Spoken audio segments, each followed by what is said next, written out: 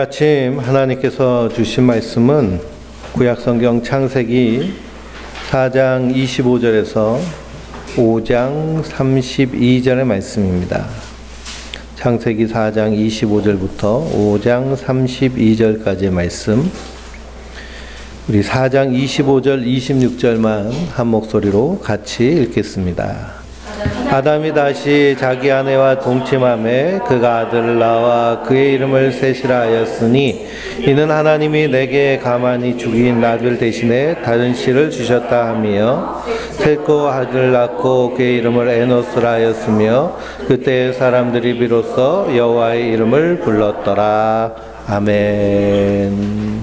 할렐루야.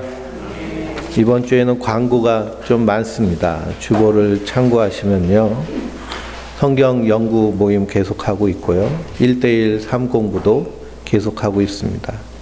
그래서 우리 성도님들 중에 안 하시는 분들은 꼭 하셨으면 좋겠고요. 꿈 공부를 위한 꿈 상담을 하는데요, 꿈을 기록했던 것들을 다 이렇게 보내시면 그것 분석해서 상담을 하도록 하겠습니다. 그리고 다음 주 토요일 27일 남선교회 후원으로 바베큐 파티를 하는데요, 장소는 자연숲 요양원, 저번에 갔던 귀례면에 있는 요양원에서 하고요. 교회에선 10시 20분에 출발하고 11시부터 불 굽고 이렇게 식사를 하고 교제를 하겠습니다. 봄신방 계속하고 있고요.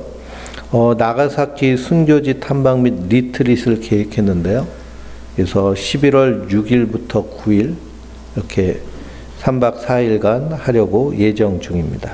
그래서 시간을 잘 정하셔서 모두 함께 가셔서 거기 순교 현장도 보시고 또 함께 교제하면서 여행하는 좋은 시간을 가졌으면 좋겠습니다.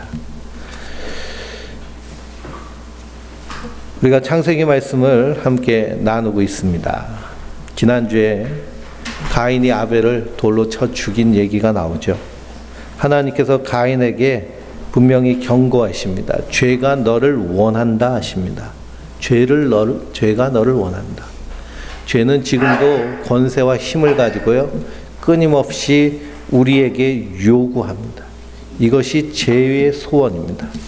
그러니 하나님의 백성, 우리 성도 안에는요, 세상의 유혹, 죄의 그런 욕망들과 그리고 성령의 욕망이 우리 안에서 영적 전쟁을 치열하게 싸우고 있습니다. 그래서 주님께서 가르쳐 주신 기도 안에서도, 주기도문 안에서도 우리 심에 들게 하지 마시오며 다만 악에서 구하시옵소서 하고 하는 이 영적 전쟁을 위한 기도할 것을 주님께서 우리에게 명령하셨습니다. 그러니 이 세상은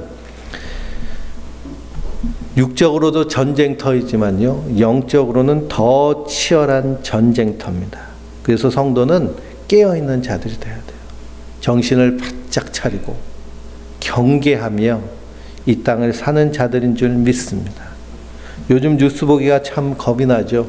특히 예전에는 내일 비 오나 안 오나, 내일 소풍 가는데 비 오면 안 되는데 하는 기대감으로 날씨 뉴스를 봤다면 요즘은 날씨 뉴스 보기가 겁나는 시대에 살고 있습니다. 그러니 지난주에는 그냥 30도를 육박하는 무더위를 우리가 경험하는데요, 지구 온도가 올해는 이 엘니뇨의 영향으로 점점 더 뜨거워진다고 그럽니다. 그래서 상상 이상의 폭염이 올 수 있다라고 얘기하는데요. 그래서 지구의 전체 온도가 1.5도 이상 올라가면 재앙적인 기후 형태가 계속 반복돼서 가뭄, 그리고 홍수, 그리고 가뭄, 홍수, 이런 극단적인 날씨가 계속된다고 그럽니다. 그래서 저 이탈리아의 베네치아나 우리가 가보고 싶은 여행지들 있죠.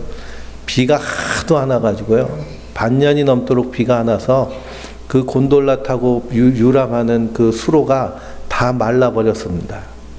근데 3일 동안요, 그동안 안 왔던 비가 다 와버렸어요.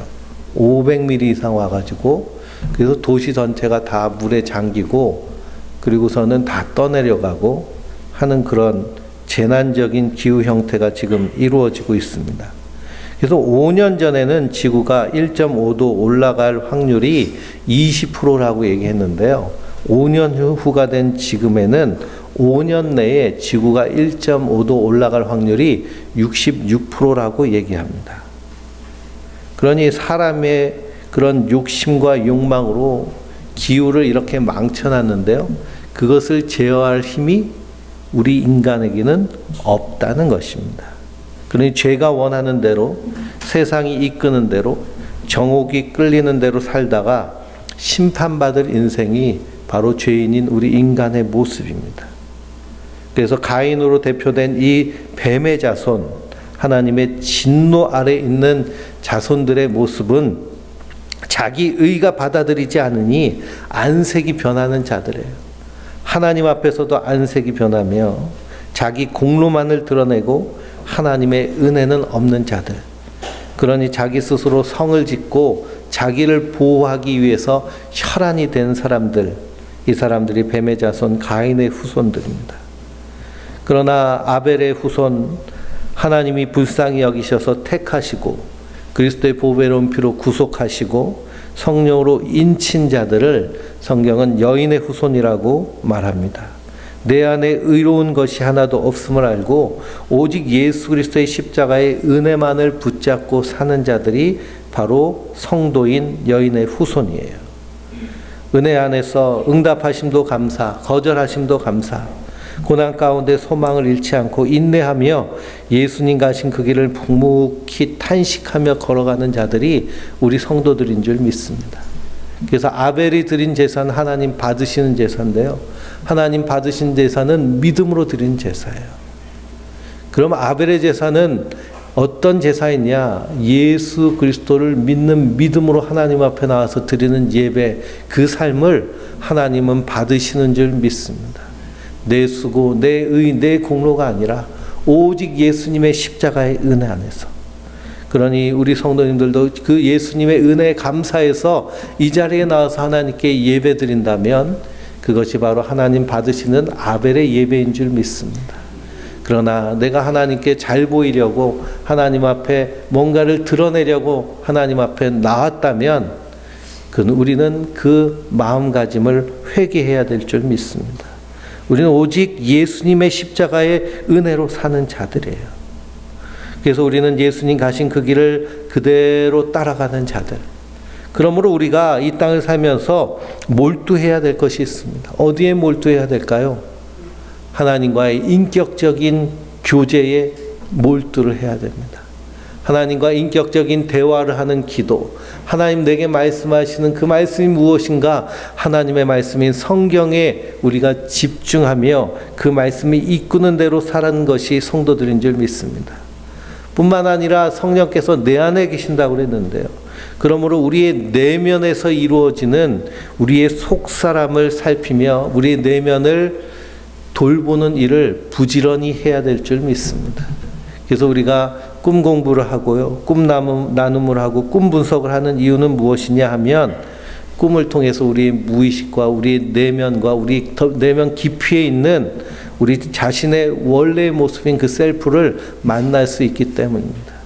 그래서 위대한 심리 분석 학자인 구스타프 융은 분명히 말했습니다. BBC 방송에서 세미나를 하는 과정 가운데서요, 내 안에 있는 셀프를 만나면 거기서 하나님을 만나게 될 것이다 라고 분명히 말합니다. 그는 스위스에서 태어난 그런 정신과 의사인데요. 그의 아버지는 목사님이셨어요. 그렇지만 이 칼빈주의, 너무 율법주의적인 신앙 태도 때문에 신앙생활을 하지 않은 사람이었습니다. 근데 그가 인간의 심리를 연구하고 그리고 인간의 정신 세계를 분석하는 과정 가운데서 꿈을 통해서 오는 이 무의식의 그런 다양한 모습들을 연구하고 그리고 그 안에서 깊이 있게 들어가면 들어갈수록 하나님을 만나는 경험을 하게 됩니다. 그래서 그가 그러한 자기의 연구를 통해서 하나님이 우리의 셀프, 우리의 무의식 가장 깊은 곳에 계시다고 선언하는 것이죠. 그러니 우리가 이 일을 동시에 함께 해야 될 줄 믿습니다. 우리의 내면을 살피는 일처럼 중요하고 소중한 일이 없습니다. 왜 그러느냐? 너희는 세상의 빛이라고 하셨는데요. 세상의 소금이라고 하셨는데요. 비치면 뭘 비춰야 될까요? 빛을 비춰야죠. 등대가 꺼져 있으면 항해하는 배들이 방향을 찾지 못하는 것처럼 요즘은 GPS가 있어서 등대가 없어서 알아도 잘 가지만 과거에는 등대 불빛 하나만 의지하여서 항해를 했던 시절이 있습니다. 그런데 우리의 인생길에는 GPS가 있나요? 우리의 인생길에는 내비게이션이 있나요? 우리가 그 등대의 불빛을 따라서 가야 될 터인데 바로 우리 성도들이 그 등대의 불빛이 되어야 될 줄 믿습니다. 우리 자녀들의 등대가 되어야 되고요. 우리 형제들의 등대가 되어야 되고 우리 주변에 내게 붙여주신 사람의 등대 역할을 감당해야 될 줄 믿습니다. 그러기 위해서 우리가 부지런히 하나님의 말씀 집중해야 되고 몰두해야 되고요. 우리의 내면을 살피는 일을 먼저 하여서 내가 먼저 하나님 만나야 그래야 우리 주변 사람들에게 자신 있고 담대하게 하나님의 말씀을 복음을 증거할 수 있는 줄 믿습니다. 그러니 이 가인과 아벨의 이 분리, 뱀의 후손과 여인의 후손의 나눔이 창세기에서부터 극명하게 드러납니다. 오늘 말씀의 25절에 보니 아벨을 대신하여 주신 아들이 있습니다. 25절 말씀에 아벨이 다시 자기 아내와 동침하며 그가 아들을 낳아 그의 이름을 셋이라 하였으니 이는 하나님이 내게 가인이 죽인 아벨 대신에 다른 씨를 주셨다 함이며 그랬습니다. 하나님께서 아벨 대신에 셋을 주셨어요. 셋이란 이름의 뜻은 대신하였다, 대신한 자라는 의미를 담고 있습니다. 그래서 히브리어는 상형 문자예요. 갑골 문자라고도 하죠. 한자어도 갑골 문자, 상형 문자입니다. 그래서 우리는 다 이름이 한자어로 되어 있죠. 최은광이라는 제 이름 안에는 높을 쬐자, 은혜 은자, 넓을 광자가 담겨져 있어요. 은광이라는 이름은 은혜의 광야라는 뜻입니다. 미칠 광자가 아니에요. 그러니 하나님께서 아벨 대신에 셋이라는 이름을 주셨는데요. 그 셋이 또 아들을 낳고 그 이름을 뭐라고 했을까요? 에노스라고 하였습니다. 이때 비로소 여호와의 이름을 부르기 시작하였다라고 성경은 기록되고 있습니다. 이 셋은 아벨의 계통을 이어가는 자, 그래서 여인의 후손의 계보임을 우리가 알 수 있습니다.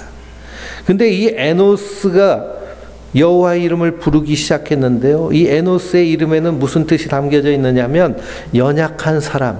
왜 연약하느냐? 죽을 수밖에 없는 이라는 뜻이 담겨져 있습니다. 그러니 죽음 앞에서 여인의 자손들, 하나님의 백성들은 하나님을 예배하기 시작했어요. 히브리서 9장 27절을 읽어보면 한 번 죽는 것은 사람에게 정한 것이요 그 후에는 심판이 있으리라 하셨습니다. 죽음 앞에서 뱀의 자손은 성을 쌓고 혈통을 이어가면서 자기를 지키기 위해 몸부림치고 혈안이 되어 있는데요.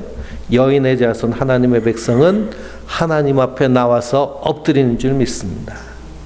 그러니 4장에서 가인의 계보가 나오고 5장에서 아담의 계보가 나오는 것은 가인은 아담에게서 떨어져 나가고 아벨 대신 셋을 주시며 분리가 일어나고 그러므로 뱀의 자손은 자신의 성을 쌓고 자기의 문화와 자기의 그러한 힘을 자랑하며 강성하여지는데 하나님의 백성들은 하나님 앞에 나와서 하나님의 은혜를 구하며 은혜 안에 사는 자들임을 우리에게 보여주시며 이 분리가 일어나는 것입니다.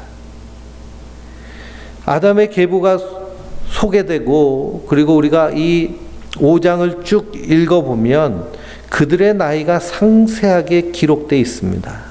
그래서 5장을 보면 10명의 족장의 이름이 나오고요. 그리고 그들이 몇 년까지 살았는지가 잘 나와 있는데요. 우리 5장 1절부터 4절까지 한번 읽어볼까요?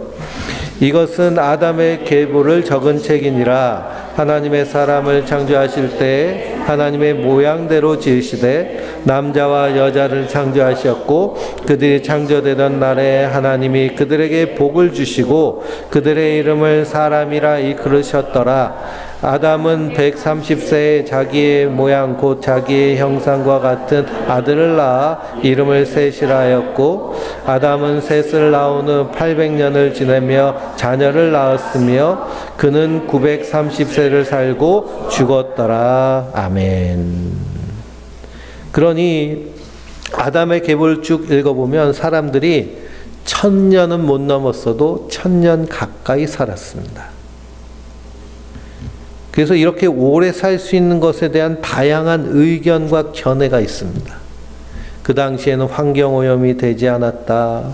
그리고 에덴 동산에서 쫓겨났지만 그러나 하나님이 그들에게 좋은 환경을 주셨을 것이다. 노아 홍수 이전에 수명이 급격히 짧아졌는데 과학자들은 하늘에 물층, 수층이 있다가 그것이 사라져서 태양의 자외선과 방사선 때문에 사람의 수명이 줄어든 것이다. 이렇게들 다양한 의견을 냅니다. 그러나 우리가 여기서 관심을 가져야 될 것은 장수의 비결이 아니라 하나님의 뜻이 무엇이냐에 관심이 우리가 있어야겠죠. 요즘은 100세 시대라고 그러잖아요. 근데 100세 시대라고 그러는데요. 100세 공포라고 얘기합니다. 장수가 공포가 된 시대에 살고 있어요. 100세면은 공포스럽다는 거예요. 근데 창세기 5장에는 몇 세까지 살았어요? 800살, 900살, 1000살 가까이 살았습니다. 제일 오래 살은 무드셀라는 몇 세까지 살았을까요? 969세까지 살았습니다. 1000년 가까이 살았어요. 근데 성경은 우리에게 무엇을 말씀하고 있느냐? 1000년을 살아도 결국은 죽었더라라는 겁니다. 죽었더라. 죽었더라가 아담의 계보의 특징입니다. 그러니 10명의 족장들이 1000년 가까이 살아도 인생은 결국 죽는 것이죠. 그 죽음 앞에서 하나님의 백성들은 하나님 앞에 나와 엎드리게 되어 있습니다. 이 현대사회는요, 어떻게 해서든지 죽음을 가리려고 하고 숨기려고 하고 인식하지 않으려고 합니다. 그러나 죽음은 사실 우리 코앞에 있습니다. 그러니 중년이 지나면 슬슬 우리 주변에 한두 명씩 떠나가는 친구들, 사람들이 있죠. 그러면서 죽음에 대한 인식이 생기고 그럴 때마다 하나님의 백성들은 하나님 앞으로 나오게 되어 있는 줄 믿습니다. 그래서 이 10명의 족장들의 이름이 나옵니다. 이름마다 다 뜻이 있는데요. 아담은 사람이란 뜻이고 셋은 대신한 자라는 뜻이고 에노스는 연약해서 죽을 수밖에 없는 이란 뜻이고 게나는 뜻밖에 얻은 아들이란 뜻이며 마할렐렐은 하나님의 영광, 찬양이란 뜻이고 야렛은 높은 곳에서 내려온 자라는 뜻이 있고요. 에녹은 재물 그리고 봉헌의 뜻이 있고 무드셀라는 창을 던지는 자, 심판의 뜻이 있고요. 라멕은 능력이 있는 자, 노아는 안식, 위로라는 의미가 담겨져 있습니다. 그래서 한 신학자가 이 10명의 족장들의 이름을 조합해가지고 그래서 문장을 만들었습니다. 어떻게 만들었느냐? 심판받아 죽을 수밖에 없는 인간을 대신하여 찬양받으실 높은 곳에서 내려오신 분이 뜻밖의 은혜로 우리를 대신하여 제물로 죽으시고 하늘로 올라가셨다. 이렇게 이 단어를 이렇게 조합해서 그래서 이런 문장을 만들었습니다. 이 문장을 들어보시니까 누가 생각이 나요? 예수님이 생각이 나죠. 성육신 하시고 십자가에서 우리 죄와 허물과 죄를 대신 지시고 죽으시고 부활하셔서 하늘에 오르셔서 다시 오셔서 세상을 심판하실 예수 그리스도의 그러한 상징들이 바로 이 10명의 족장들의 이름 안에 다 담겨져 있습니다. 그래서 예수님은 요한복음에서 모든 성경은 다 예수님에 대해서 나에 대하여서 증언하는 것이라고 말합니다. 그러니 예수 안에 생명이 있고 예수 안에 소망이 있고 예수 그리스도를 믿는 믿음으로 나와 예배하는 자들을 하나님은 기뻐하시며 받으시는 줄 믿습니다. 그러니 이 놀라운 뜻이 담겨져 있어요. 성경을 보면 이 아담의 계보가 있는가 하면 신약에는 예수님의 계보가 있죠. 마태복음 1장 1절 첫 구절에 보면 아브라함과 다윗의 자손 예수 그리스도의 계보라라고 말씀하고 있습니다. 아브라함이 이삭을 낳고 이삭은 야곱을 낳고 야곱은 유다와 그의 형제를 낳고 하면서 이어지는 계보에는 아담의 계보와는 차이점이 있는데 뭐가 없느냐 하면 죽었다라는 얘기가 없습니다. 죽었다라는 얘기가. 낳고 죽고 했는데요. 마태복음에는 죽었다라는 말이 없어요.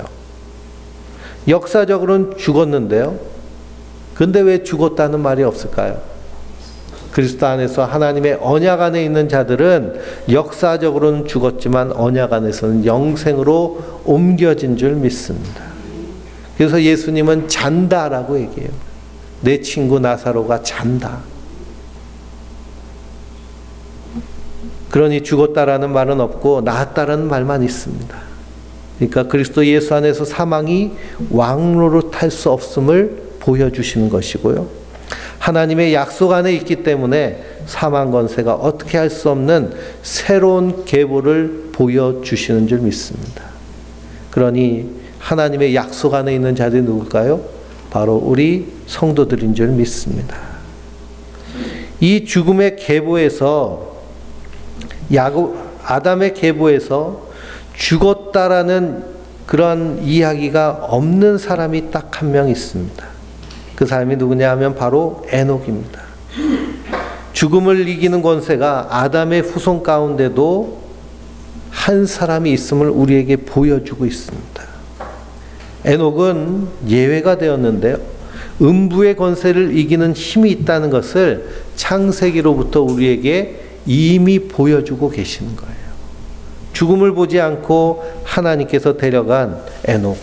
그가 죽음을 보지 않고 하나님께로 옮겨갈 수 있는 힘은 어디에서 나왔을까요? 그것은 바로 하나님과 동행하였기 때문입니다. 그러므로 우리는 누구와 동행하느냐가 참으로 중요합니다. 누구와 함께 하느냐가 정말 중요합니다. 하나님이 에녹에게 오셔서 동행해 주신 거예요. 하나님이 함께 해주시면 사망 권세도 이기는 줄 믿습니다. 감히 사망이 우리를 침노하지 못합니다. 그럼 우리 성도님들은 하나님과 동행하고 계십니까? 그럼 누구와 동행하고 있습니까? 우리 날마다 확인해야 될 것이 내가 오늘 하나님과 동행하고 있는가? 나를 점검하고 내 자신 스스로를 살펴야 될 줄 믿습니다. 5장 21절부터 24절을 한번 같이 읽어볼까요? 에녹은 65세에 무드살렐을 낳고 무드살렐 낳은 후 300년을 하나님께 동행하며 자식을 낳았는데 그는 365세를 살았더라. 에녹이 하나님과 동행하더니 하나님이 그를 데려가심으로 세상에 있지 아니하였더라. 아멘. 그럼 에녹이 하나님과 동행하게 된 계기는 무엇인가? 성경을 보면 그 힌트를 찾을 수 있습니다. 에녹이 65세에 무드셀라를 낳고 300년을 하나님과 동행했습니다. 그러다 하늘로 옮겨졌죠. 65세 되기까지는 동행했다는 말이 없는데 무두셀라를 낳고서는 하나님과 동행했다는 것을 보면 무두셀라를 낳을 때 무슨 사건이 있었다는 것으로 우리가 인식할 수 있습니다. 어떤 특별한 계시를 받았기 때문에 300년을 하루같이 하나님과 동행할 수 있었는데요. 무슨 일이 있었는가? 유다서를 보면 이 에녹에 대해서 한 말씀이 나옵니다. 한번 찾아보실까요? 유다서는 한 장으로 되어 있습니다. 14절에서 15절입니다. 요한계시록 바로 앞에 있는 것이 유다서입니다.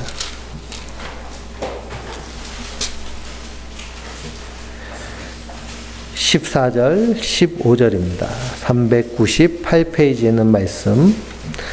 아담의 7대손 에녹이 이 사람들에 대하여서도 예언하여 이르되 보라, 주께서 그 수만의 거룩한 자와 함께 임하셨나니 이는 뭇사람을 심판하사 모든 경건하지 않은 자가 경건하지 않게 행한 모든 경건하지 않은 일과 또 경건하지 않은 죄인들이 주를 거슬려 한 모든 완악한 말로 말미암아 그들을 정죄하려 하심이라 하였느니라. 이 말이 좀 계속 반복돼서 어렵죠. 그래서 세번역 성경을 읽어보면 좀 쉽습니다. 제가 한번 읽어드리면요. 보아라, 주님께서 수만 명이나 되는 거룩한 천사들을 거느리고 오셨으니 이것은 모든 사람을 심판하시고 모든 불경건한 자들이 저지른 온갖 불경건한 행실과 또 불경건한 죄인들이 주님을 거슬려 말한 모든 거친 말을 들추어내서 그들을 단죄하시려는 것이다 라고 말합니다. 그러니 에녹이 무엇을 예언했을까요? 하나님의 심판을 예언한 거예요.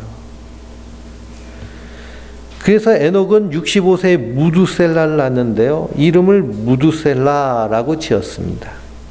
그 이름의 뜻 안에는요, 창을 던지는 자라는 의미가 담겨져 있는데, 창을 던지면 무엇이 시작되느냐? 심판이 시작되는 거예요. 북한에서 탄도미사일을 서울에다 쏘면 뭐가 시작되는 걸까요? 전쟁이 시작되는 것이죠. 언제 쏠지를 모르죠. 언제 쏠지를 몰라서 항상 경계하며 대비하는 것이 휴전 상황에 있는 대한민국의 그러한 현실입니다. 그리고 무두셀라가 창 던지는 자이기 때문에 하나님의 심판은 무두셀라를 통해서 어떻게 이루어질 것이다 라고 하는 계시를 에녹이 받은 거예요. 그래서 무두셀라를 낳고 나서부터 에녹의 머릿속에는 무엇이 떠나지 않았을까요? 하나님의 심판이 떠나지 않았어요. 하나님이 심판하실 것이다. 이 세상은 죄악으로 가득 차서 하나님이 심판하실 것이다. 그러니 그 심판 가운데서 에녹은 하나님의 은혜를 구하고 하나님의 도우심을 구하고 그분의 뜻과 그분의 마음을 찾기에 힘썼을 때 하나님의 에녹에게 찾아오신 줄 믿습니다. 신약성경을 보면 예수님께서 여러 군데로 유다와 사마리아 지역 그리고 그 거라사 그 뒤에 있는 위에 있는 두로와 시돈까지 여행을 많이 다니십니다. 그러면서 꼭 한 명씩 만나세요. 거라사에 가서는 그 거라사 광인을 만나시고 수로보니아에 가서는 그 수로보니게 여인을 만나시고 사마리아에 가서는 그 사마리아 여인을 만나시고 그리고 여리고에 가서는 삭개오를 만나시고 누군가를 만나기 위해서 여행을 가십니다. 그래서 예수님이 찾아가신 것이고요. 예수님이 찾아오신 것입니다. 그러니 우리도 영적으로 맹인되었기 때문에 허물과 죄로 우리가 아무것도 볼 수 없는 하나님에 대해서 무지한 상태였는데요. 하나님이 우리에게 찾아오셔서 하나님을 알려주시고 보여주시며 우리의 눈을 열어주신 줄 믿습니다. 그러니 에녹도 하나님의 이 심판을 깨닫고 하나님을 찾고 구할 때 하나님 찾아오셔서 그와 함께 하신 거예요. 이런 신앙을 종말론적 신앙이라고 얘기합니다. 우리가 죽는 날이 분명하면 그 영화에도 그런 영화가 있죠. 죽는 날이 지정이 돼요. 언제 며칠 날 몇 시에 당신은 죽습니다. 죽는 날이 지정되면 우리가 어떻게 살까요? 죽는 날이 지정되면요. 사람은 정신을 바짝 차리고 삽니다. 한순간 한순간 1분 1초가 아깝고 소중하겠죠. 그래서 엘리자베스 로스 테일러 박사는 죽음의 심리학자인데요. 인생 수업이라는 책을 읽어보면 그분이 임종 직전에 있는 환자들의 심리를 많이 연구했습니다. 다양한 임종 직전의 사람들을 만났는데요. 그들이 늘 하는 후회는 무엇이냐 하면 내게 남겨진 이 시간을 정말 귀하게 쓰지 못한 것에 대해서 안타까워합니다. 그러면 우리에게 있는 시간을 어떻게 쓰는 것이 가장 귀하게 쓰는 시간일까요? 열심히 돈 벌고 일하고 야근하고 알바 뛰고 투잡하고 쓰리잡하고 그래서 산더미같이 재산을 모아놓고 쌓아놓고 이랬으면 알차게 시간을 보냈다고 고백을 할까요? 죽음 앞에 놓인 사람들이 그게 다 헛거라는 거예요. 나와 함께 했던 사랑하는 사람들에게 내가 정말 다정하게 한마디 더 하고 함께 마음을 나누고 함께 시간을 함께하지 못한 것에 대한 그런 후회스러움과 그리고 그런 후회를 토로하면서 마지막 순간을 맞이한다고 합니다. 그 성도는 마지막 때를 아는 자들이잖아요. 우리는 하루하루를 소중하고 귀하게 보내는 자들인 줄 믿습니다. 그러니 에녹은 하나님과 함께하는 이유는 이 종말론적인 신앙에 확신한 데 서 있었기 때문이에요. 근데 우리가 오해하는 경우가 있는데요. 종말을 대비한다고 하면서 가출해서 사는 사람들 있잖아요. 우리 주변에도 저기 우산동에 가면은 뭐 장막성전이라고 해서 무슨 지파라고 해가지고 모여있는 사람들 다 14만 4천 안에 들어가려고 가출하고 집 버리고 가족 버리고 자식 버리고 다 들어간 사람들이거든요. 그런데 에녹은 이 종말을 기다리면서 하나님과 동행하면서 가족 버리고 자식 버리고 할 일 안 하고 다 기도원 들어가서 장막성전 들어가서 그렇게 거기서 살았나요? 예? 그렇게 살지 않았습니다. 예전에 92년 10월 24일 날 이장님이 다미성교회를 만들고 그날 예수님이 오신다고 그래가지고요. 얼마나 많은 기독교인들이 또 거기에 미혹됐는지 모릅니다. 그때가 제가 고3 때라서 한편으로 오셨으면 좋겠다 그런 생각을 했어요.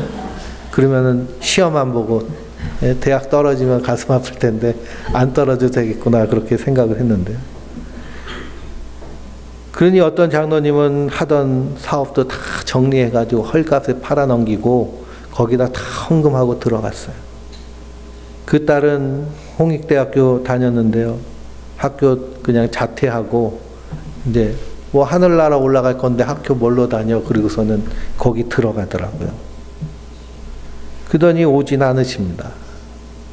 근데 에녹은 그렇게 하나님의 심판을 준비하지 않았어요. 22절에 보니 무두셀을 낳고 하나님의 심판의 계시를 받고도 자녀를 낳으며 하나님과 300년 동안 동행했습니다. 심판이 있을 텐데 자녀는 왜 낳고 학교 직장은 그만두지 않고 왜 다 자녀를 놓고서는 자녀를 양육하려면 어떻게 해야 돼요? 일도 해야 되고 하던 일을 해야 되잖아요. 그러니 하나님과 동행하는 삶은 이 종말을 막기 위해서 어디에 떠나고 특별한 장소에 있는 것이 아니고 나의 삶의 자리에서 그러한 종말론적인 삶을 살며 내게 맡겨주신 삶을 살아내는 것인 줄 믿습니다. 그 안에서 하나님을 의지하고 동행하며 하나님 백성답게 살아내는 거예요. 그러면서 이 에녹은 하나님의 심판의 때를 기다리며 하나님과 동행했습니다. 우리가 이 에녹과 같이 하나님과 동행하는 자가 되어야 될 줄 믿습니다. 사실은 이미 동행하고 있는 줄 믿습니다. 성령께서 우리 안에 이미 계시다고 말씀하셨잖아요. 우리는 이 성령님이 우리에게 하시는 말씀에 귀 기울이고 세상이 주장하는 것, 세상이 말하는 요구에 따라가는 자들이 아니라 성령님의 인도함을 따라가는 자들인 줄 믿습니다. 그러면 심판이 언제 이루어지느냐? 노아의 때에 이루어졌죠. 그래서 25절에 보면 무두셀라가 187세에 라멕을 낳고 라멕은 182세에 노아를 낳습니다. 노아는 몇 세 때 홍수가 났을까요? 600세에 홍수가 났습니다. 7장 6절 11절을 읽어보면 600세에 홍수가 나요. 그러면은 이 세 숫자를 더하면 누구의 나이가 나올까요? 무두셀라의 나이가 나옵니다. 187 더하기 182 더하기 600은 969입니다. 그러니까 무드셀라가 죽는 해에 노아의 홍수가 시작된 것으로 우리가 볼 수 있죠. 그러니 에녹은 이 하나님의 말씀을 분명하고 확실하게 믿고 있었어요. 하나님의 약속은 변기함이 없고요. 1.1획도 틀림이 없음을 성경은 계속하여서 말씀하고 있습니다. 그러니 요한계시록에 구원받은 14만 4천이라는 숫자는 14만 4천 명이 구원받는 것이 아니라 하나님의 구원의 수는 한 사람도 더하거나 한 사람도 빠짐이 없다는 거예요. 하나님은 하나님의 백성 한 명도 안 놓친다는 겁니다.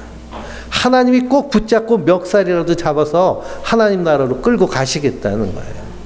그게 하나님의 일하심인 줄 믿습니다. 성도는 그 믿음 안에 사는 자들이에요.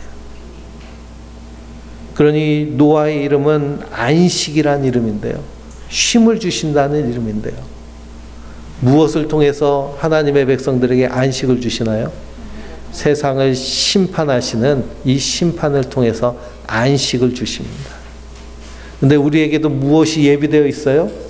그리스도께서 심판하실 것을 분명히 예비해 주셨습니다. 그러니 심판이 오기 전까지 성도는 주님과 동행하며 사는 자들인 줄 믿습니다. 날마다의 삶 가운데 주님과 동행하시기 바랍니다. 성경을 펼쳐보며 오늘 주님께서 나에게 주시는 말씀이 무엇인가를 살펴보시기 바랍니다. 그리고 내 안에서 오는 이 꿈들이 잘 기록하고 그 안에 담겨져 있는 그 의미와 상징들을 찾아낼 때 그 안에서도 하나님의 그러한 인도하심을 받을 수 있는 줄 믿습니다. 이렇게 우리가 함께 주님과 동행해 나갈 때 그 삶은 풍성한 삶이고 그 삶이 하나님 나라 백성된 삶이고 그 삶이 세상에 빛을 발하는 등대의 삶인 줄 믿습니다. 그 삶을 한 주간도 충성되이 승리하며 살아내는 하나님의 사람들 되시길 주님의 이름으로 축원드립니다. 우리 주님 다